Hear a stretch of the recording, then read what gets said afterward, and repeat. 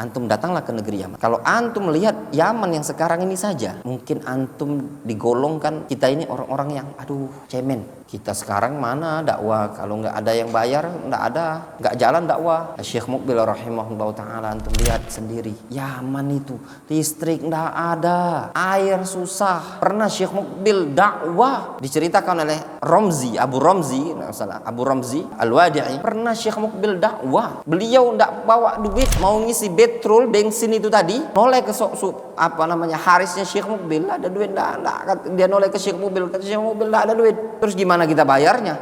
Ngeluarkan AK-47 tadi, keluarkannya pelurunya, bayarkan pelurunya, bayarnya untuk bayar beli BBM itu tadi. Safar Syekh Mukbil kemana? Janub, ke Shimal. Makanya dakwah salafiyah tersebar di Yaman bukan dengan media, bukan dengan Facebook, dengan streaming, tidak ada.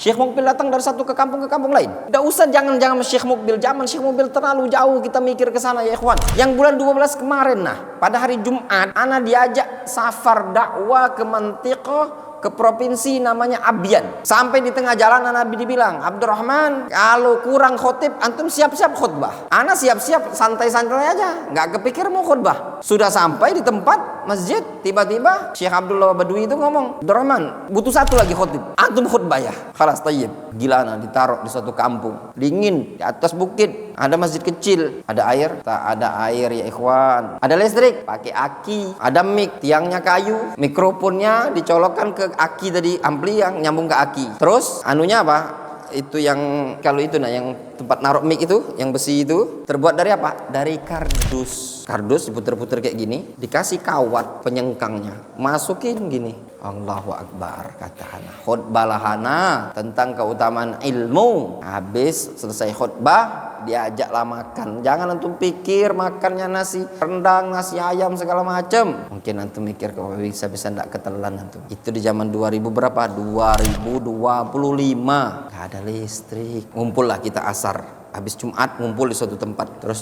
dah ngeteh, masya Allah, ngobrol ini masya Allah sama rombongan yang kemarin itu, Riyad Al-Amiri, Mustafid Fiyush itu kan, satu mobil kita kemarin ngobrol. Malam ini kita dakwah lagi ke suatu mantiqah masjid nang Arab. Mudah-mudahan ada air sana. Pas mau datang kok gelap, gak ada listrik, sama lagi gak ada listrik, aki. Abdurrahman ba'da sholat antum bicara, udah ana awal sholat ana nyampaikan kalimat tausiah. Masya Allah, orang Yaman itu, Allahu Akbar, rami masjid. Ada orang asing kan muhadharah, tapi gak lama, sebentar aja. Subhanallah ikhwan, ana lihat kondisi di Yaman, nggak ada listrik. Habis Isya, jangan antum kira mau diajak makan restoran jamuan enak, jamuan malam itu pasul ya. Dengan apa? Dengan roti. Pulang ke Mius, tanyalah sama Ustaz Syarif. Ana pulang malam jam 12 malam itu kan, dalam kondisi perut ana masih kosong, langsung tidur aja. Ana datang ke mereka, beliau-beliau ini sudah tidur. Bisa bayangkan? Itu di zaman tahun berapa? 2024, 2025 ini. Gimana yang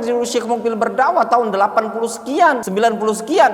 Tuh bisa bayangkan. Itu yang membuat anak kalau baca biografi Syekh Mukbil itu tadi, betul-betul anak, ya Allah, ini jadi panutan. Jangan antum pikir yang dakwah seperti sekarang ini kalau sudah selesai ngisi, salaman sama panitia set, ada amplop nyelip di tangan, atau sudah Ustaz kirimkan nomor rekening. Enggak, mana ada. Syekh Mukbil naik truk, beliau mobil truk. Kata Syekh Abdullah bin Utsman Az-Zamari, naik truk Syekh Mukbil, itu dakwah. Itu makan lihat, kalau antum datang ke negeri Yaman, antum baru akan lihat. Iya ya, atau Ustaz Abdurrahman itu benar ternyata. Saya belum ada apa-apanya dibandingkan Syekh Mukbil.